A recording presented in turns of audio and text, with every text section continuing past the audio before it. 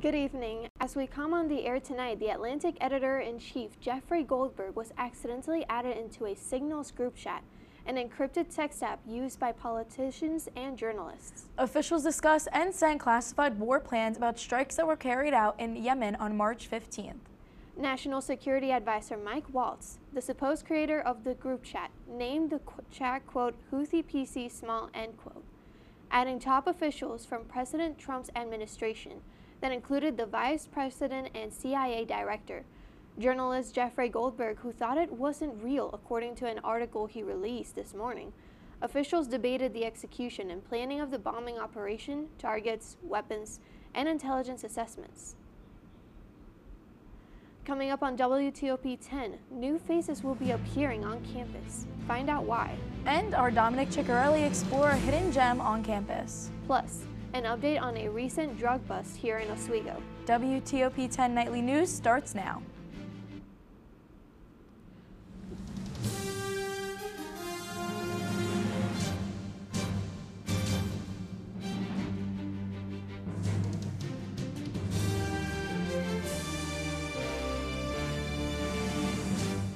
Good evening, and thank you for joining us. I'm Swat Hamoud. And I'm Piper Kiernan.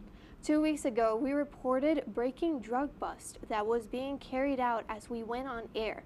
Tonight, we have an update regarding the bust. The Oswego Police Department Neighborhood Engagement Team, or OPNET, carried out the investigation, which resulted in officers seizing 32 Xanax, over 3 ounces of cocaine, over $1,300, numerous other controlled substances, and drug paraphernalia, as well as 70 Suboxone films. Suboxone films are used in hospitals as a replacement for opioids, as they deliver a similar effect.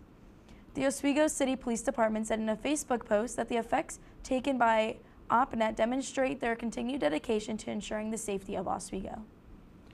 Oswego's Native American Studies program invites students and public to join in an event evening with filmmaker Caleb Abrams. A screening of the short film Haudenosaunee, People of the Longhouse, with excerpts from The Burning of My Cold Spring Home, will take place, followed by a Q&A with Abrams, the director. The screening and Q&A will take place this Thursday, March 27th, starting at 4:30 p.m. A new show is coming to SUNY Oswego this week. 5 Lesbians Eating a Quiche opens this Thursday in the Lab Theater of Tyler Hall. The show is a comedy set in the 1950s featuring quiche, nuclear bombs, and secret romantic relationships. SUNY Oswego student Liza Mann is directing, and the performance is student-produced and designed. Tickets are free, and performances begin at 7 p.m. from March 27th to March 30th. As you walk across campus in the upcoming weeks, you may see groups of fresh faces as admitted students' day start back up. These events are designed for those who have been accepted into Oswego as a way to gain a more enhanced look into campus and help in a college decision. Prospective students are able to meet with faculty and staff and learn about the academic possibilities offered. Now we go to WTOP 10 reporter Dominic Ciccarelli, here to tell us about an educational on-campus experience. What have you got for us today, Dominic? Sure thing, guys. Back from spring break, but still need something relaxing to do while you're back? Hope you like nature, because a little hidden spot here on campus might be just the thing you're looking for. Can you go out there? On the west side of campus, in Shinneman Hall, through the door, down the hall, up the elevator, and all the way up on the roof, you'll find the Shinneman Greenhouse, a humid and warm environment full of all sorts of plant life for students to learn about, nurture, and enjoy. From cacti to succulents to roses, there are many diverse species of plants being cared for by the greenhouse's attentive staff, like Alicia Washburn, an anthropology major who showed me around. The first thing I do is I sweep the entire greenhouse, then we water all the plants. So I water every single bench. They're all set up by what climate they're from, so tropicals to arids, so they all get different types of water and stuff like that. The greenhouse has many little surprises, colorful flowers, plants that talk with signs, and even some small fish in one of the habitats.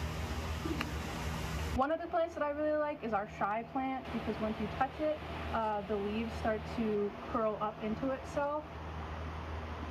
More of a kind of hobbyish thing, liking plants and stuff like that, but I am a tour guide in the summers and stuff, so I like to do this kind of stuff as well, leading people around and whatnot.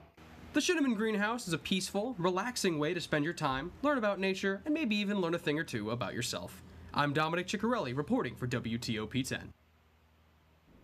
Boasting over 200 different species of plants, the greenhouse open hours can be found on the SUNY Oswego website or sometimes in your Oswego Today email. You can also email Plant Collections Manager Dr. C. Eric Hellquist about setting up a guided tour.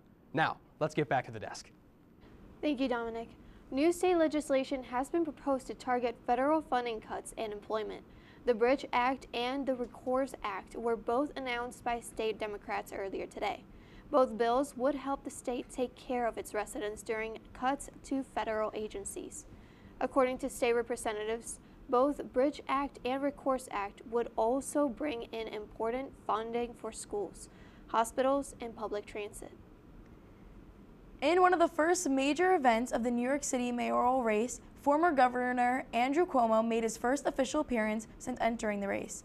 The event was a forum that didn't involve any questions, but included statements from each of the 8 candidates vying to replace current Mayor Eric Adams, who has faced recent controversy regarding corruption and bribery charges.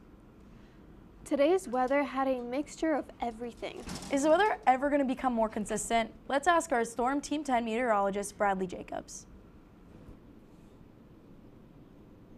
Thanks, guys. And it was a whirlwind of a weather today, starting out with rain, then sunshine, then some wind, and then the sun again, and then a little rain again. It's just been a mix all over. But one thing I can promise is cool temperatures early in the week are going to return, and rain, snow, and wind, oh my, for the rest of the week, with a washout weekend ahead with rain showers and wind continuing on throughout the week.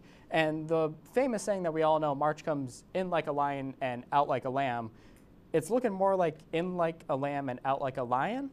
I'm going to have all this and more in my full weather forecast ahead, so be sure to stay tuned. But for now, back to you guys at the desk. Coming up, a Cornell student faces deportation. Find out why. And the UN will be reducing their presence in Gaza. That and more coming up next.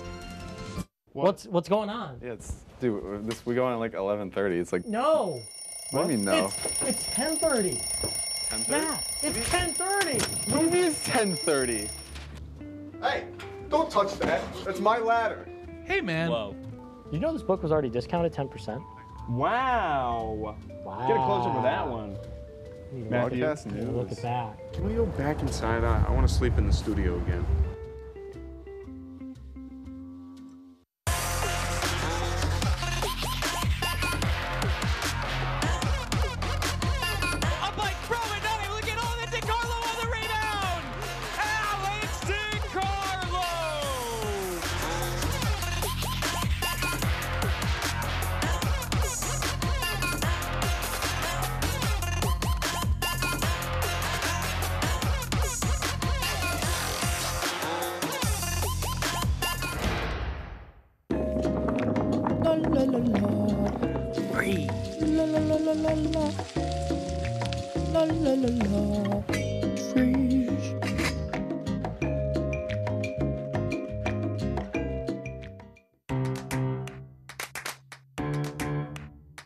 We'll deep dive into our feelings in our Real Talk segment. Stay tuned because it's about to get real.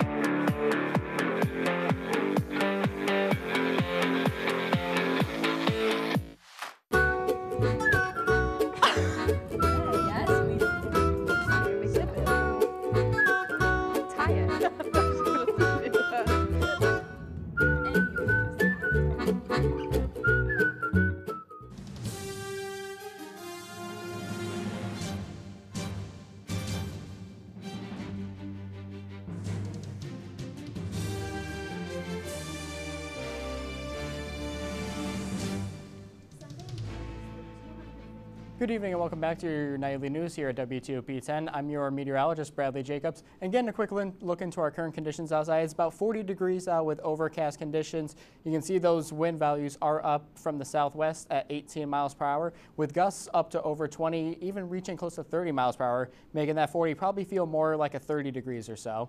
Humidity sitting out about 62% with the pressure about 993, so pressure is starting to go on down and we're going to see why here shortly. Taking a look closer here at our current regional temperature, starting out in western New York in the mid-30s here, coming on across to Rochester and North Dansville. Up Oswego, 40 degrees, coming on down the I-81 corridor here, still hanging around the high 30s to low 40s.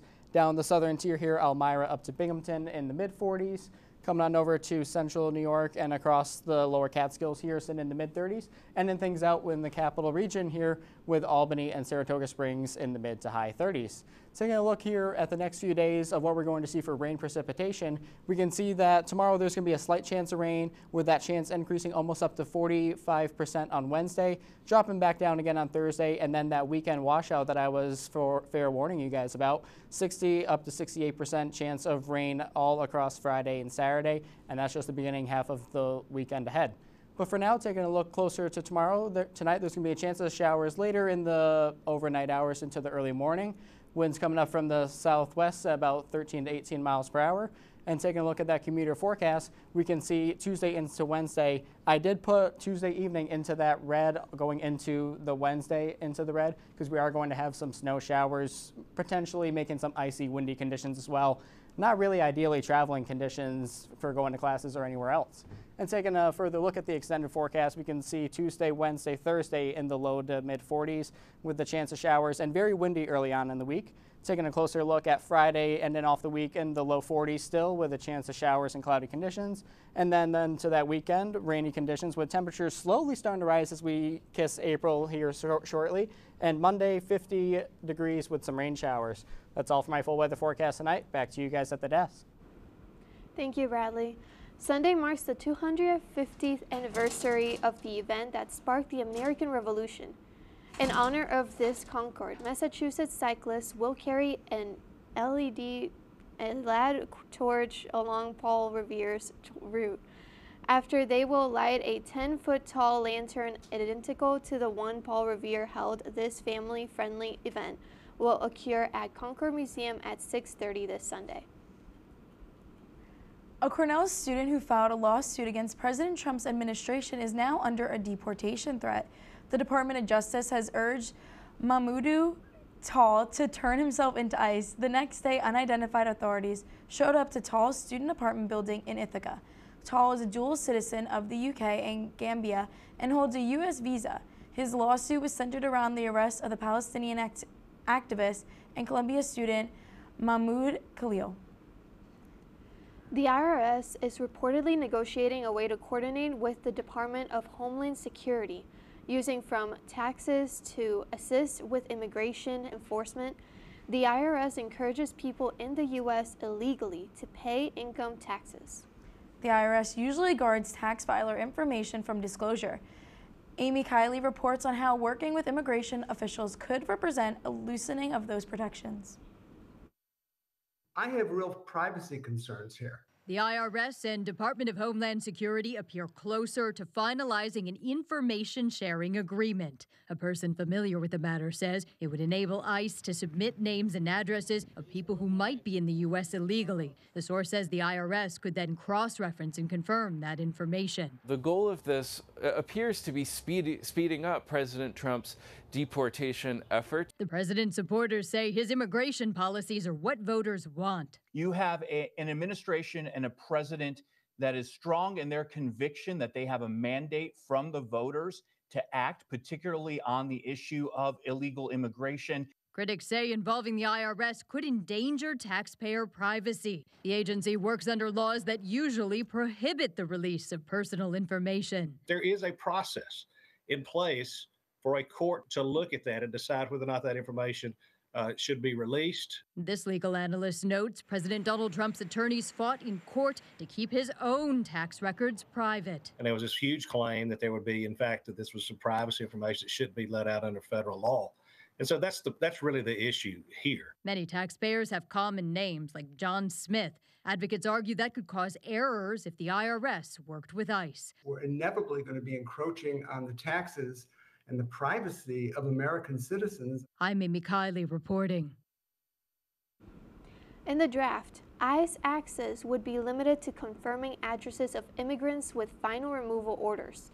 The agreement would authorize data verification for individuals subject to criminal investigation for violating immigration law. According to the New York Times, no addresses have been given. The United Nations said today they are reducing 1/3 of the international staff this week in Gaza. This comes after Israel's strikes in Gaza that killed hundreds of civilians and UN personnel. UN spokesman Stefan Dujarric said this is for security and operational reasons and that they may remove more international staff. Dujarric stressed that the UN is not leaving Gaza. When WTOP 10 Nightly News continues, 23andMe files for bankruptcy. Find out why. Plus, President Trump nominates a new acting director for the CDC. All that and more coming up after the break.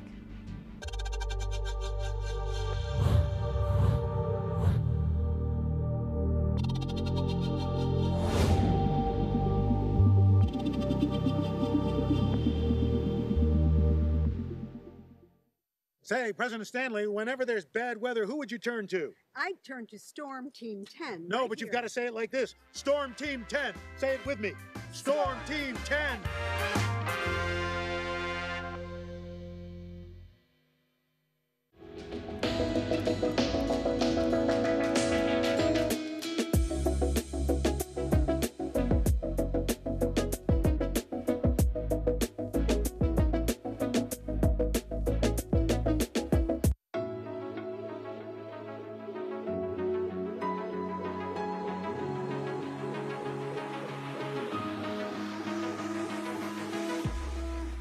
Roll it.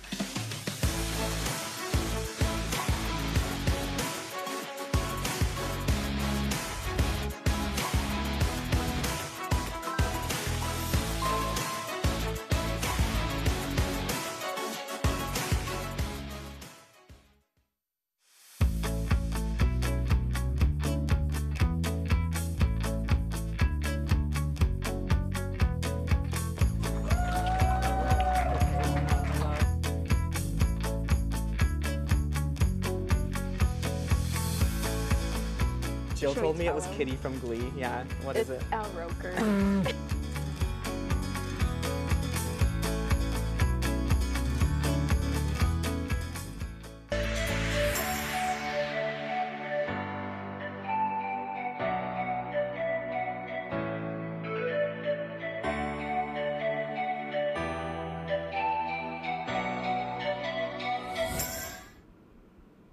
Welcome back to WTOP 10 Nightly News. In consumer news, today President Trump threatened to place a 25% tariff on goods from any country that buys oil or gas from Venezuela. Trump said the South American nation has been very hostile towards the U.S. He also claims, without evidence, that Venezuela has purposely sent criminals to the U.S. Venezuela was one of the top foreign suppliers of oil to the U.S. last year. Gene testing firm 23andMe has filed for Chapter 11 bankruptcy protection.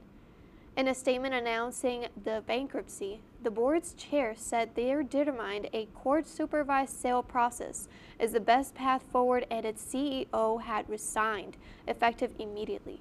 The company struggled for years to find a sustainable business model. They tried to convert one-time buyers into subscribers, which fell far short.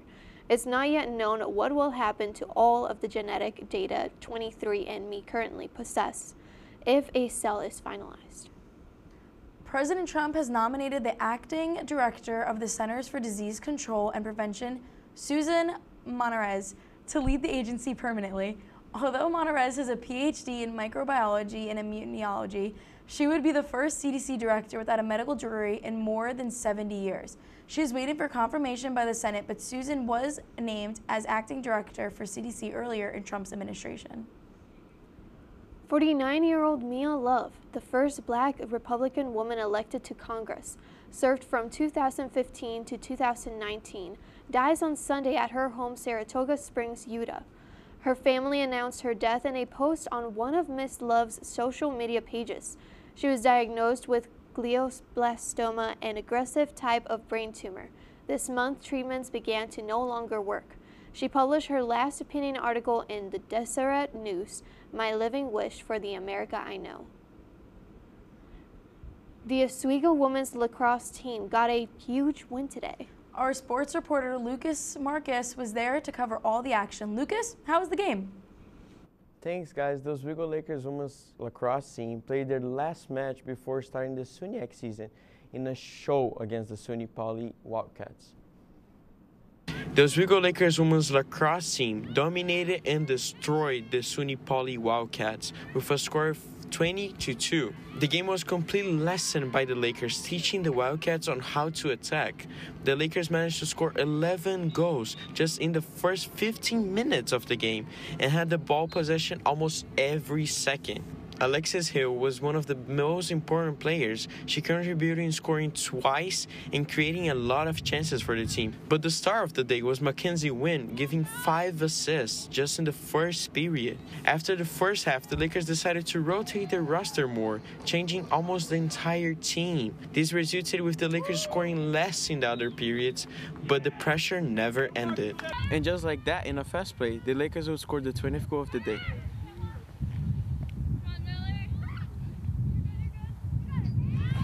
This goal was the last one for the team, still conceding 2 goals to the Wildcats at the very end of the match. This was the first match against the Wildcats in their history. It's a win for the Lakers 20-2. The Lakers now prepare to start the SUNYAC season against SUNY Fredonia on Wednesday at home. Huge win for the Lakers, and now with spring starting just last week, Oswego Athletics are back in full swing. Jason Samswell will have more in the world of sports after the break. La, la, la, la. Breathe. La, la, la, la, la, la. La, la, la, la. Freeze.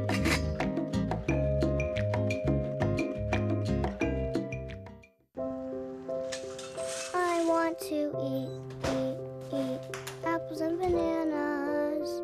I need to eat apples and bananas. Why can't I eat apples and bananas? Support the Feeding America nationwide network of food banks to help provide meals to those in need. Join us at feedingamerica.org.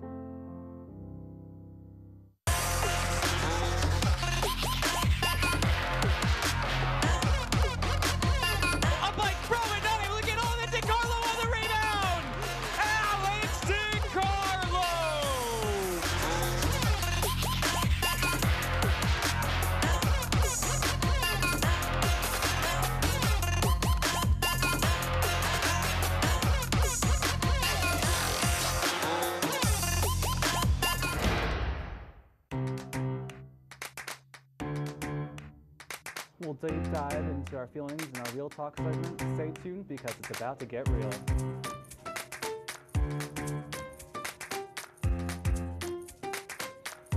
And it could be your last chance to see one occur for 2 decades, as the next time one will be visible over the continental U.S. He's May 84.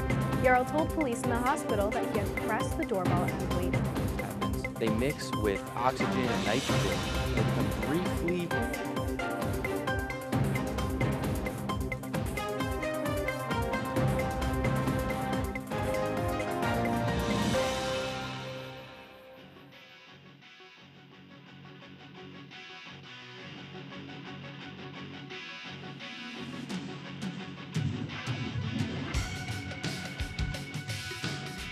Welcome back, everyone, to WTOP 10 News. I'm Jason Sampson with your sports report.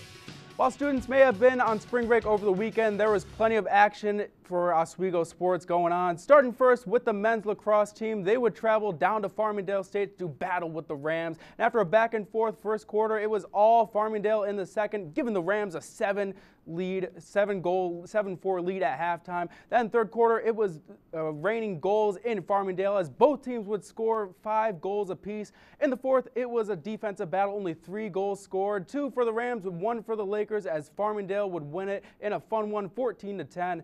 From the turf to the mound, the Laker baseball team traveled to Cortland for a 3-game series against the Red Dragons over the weekend. On Friday, it was Emil Sanders hitting a 2-run bomb for Oswego, but then Cortland responding with 8 unanswered runs as the Red Dragons take it 8-2. On Saturday, it was the Lakers sweeping the double header, beating Cortland 8-4 and 7-6. Lakers' Thomas Harrington and Brendan Mayer led the Lakers with 3 RBIs in each game.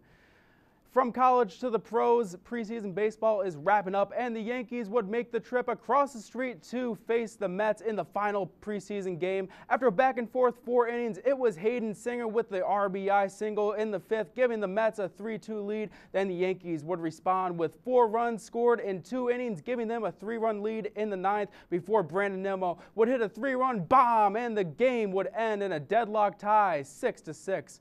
And from the mound to the gridiron, March Madness is in full swing, and in the football world, the Giants would make a swing in free agency as they signed quarterback Jameis Winston to a 2-year, $8 million deal. Winston, the 2015 #1 overall pick, spent last season with the Cleveland Browns. Winston would see action as a starter after Deshaun Watson would go down with a season-ending Achilles injury. Winston will battle with Tommy DeVito for the starting job this summer. And speaking of March Madness, the NCAA tournament is in full swing, and the number 12 seed Colorado State Rams look to continue their Cinderella run as they would face off against the 4-seeded Maryland Terps.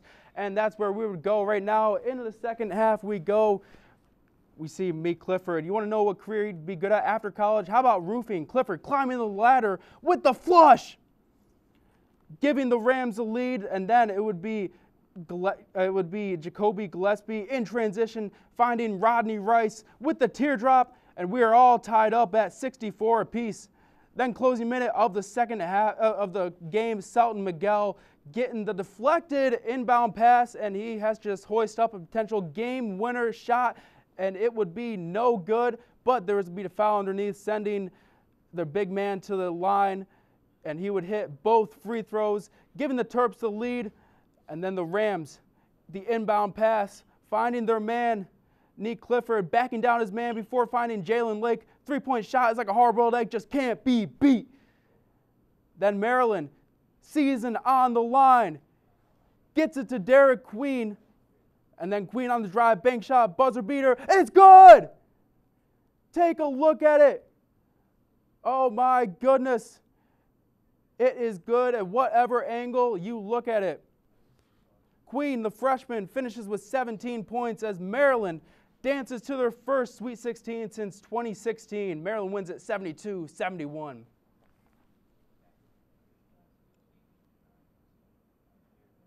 Tomorrow is International Waffle Day.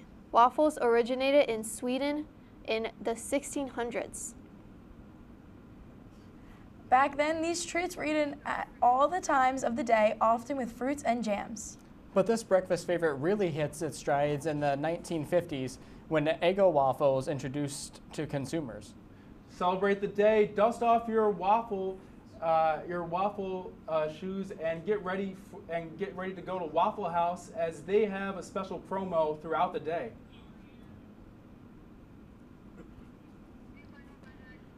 That's our report for tonight. Be sure to stick to sports. Thank you for watching. Have a great night, everyone.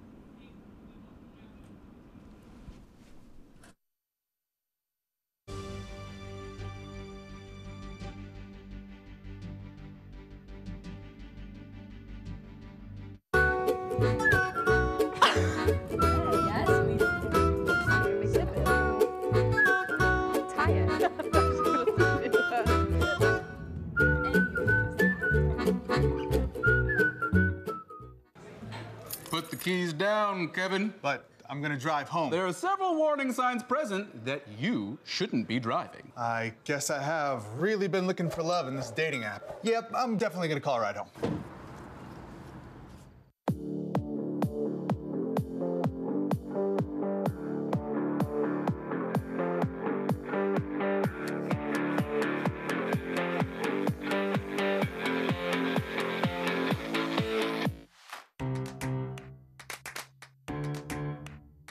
We'll deep dive into our feelings in our Real Talk segment. Stay tuned because it's about to get real.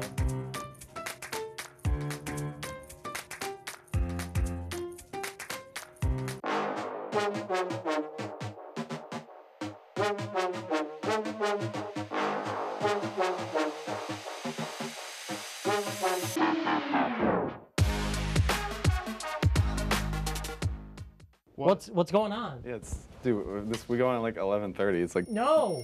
What do you mean no? It's 10:30. 10:30? Yeah, it's 10:30. What do you mean it's 10:30?